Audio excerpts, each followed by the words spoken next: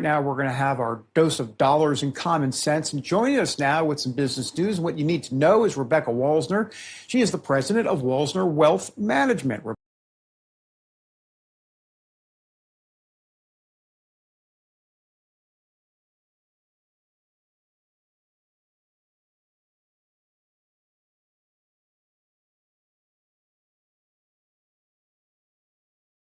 Rebecca, good morning to you. So we've got Treasury Secretary Scott Bessent, who says Americans are set for this gigantic tax refund next year.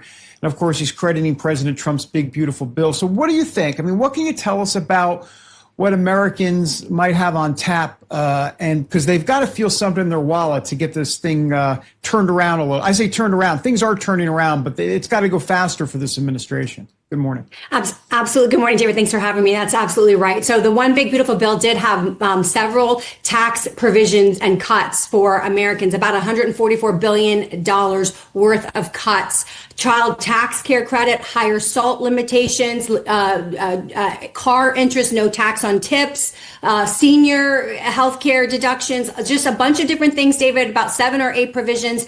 And so we think it's going to be about $100 billion of actual refunds. And so it's going to increase the average refund about $1,000. And it could go for most Americans anywhere between $1,000 and $2,000. That's the average, is about $1,000. So that bill, the reason, David, is because it applied to 2025, yet the IRS did not update the withholding tables and did not make any changes to that. So people have basically overpaid because of the bill being effective this year, but their withholding still being as according to the previous law. And now that's why the refunds will be bigger for 2025. Got it. That's good information. I didn't know much about the refunds and the withholding tables in terms of how that all worked out. Okay, so Rebecca, the Wall Street Journal is saying that companies are looking to remain slim through 2026. I guess that's code for less hiring. I mean, what do you think? Is that report accurate? What's your sense of how this will work out in the new year?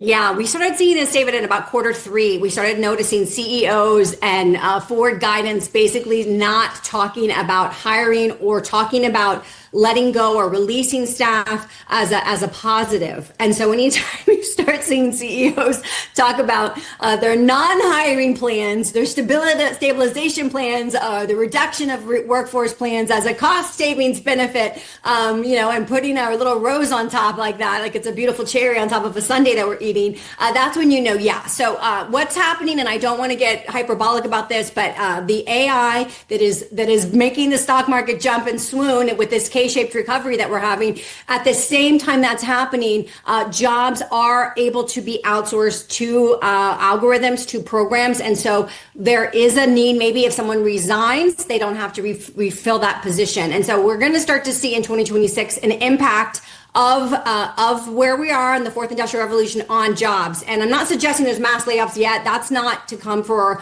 a while. Implementation is going to be much further down the road for that. But we will start to see impact in 2026. Yes. Okay, good to know. I want to talk about Aldi for a moment. Reports show customers are flocking to Aldi due to its lower prices.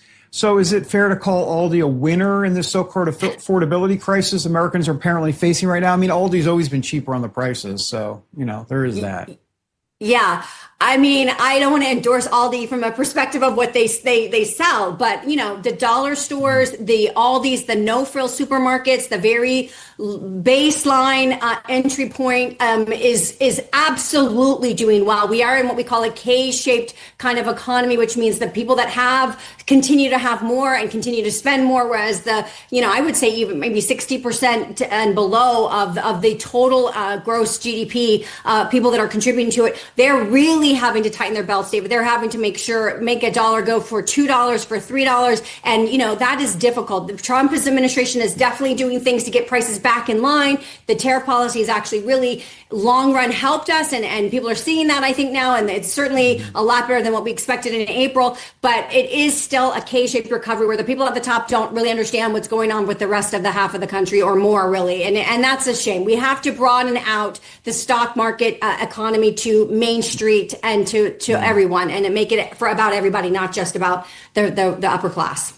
So we have about 30 seconds left, but I'm just curious. The Fed meets Wednesday and got an interest rate decision coming up, or an indecision or non-decision. What do you think? You think it's going to go down another quarter point? But here's the thing. I mean, GDP growth was through the roof, or was much better, actually, last month. So what do you think? What's going to happen? Yeah, this is a very divided Fed. Powell is out in May. Trump's appointment is coming in. And I would say that no, they have dry powder. GDP came in high, CPI came in low. And so there is no need for them to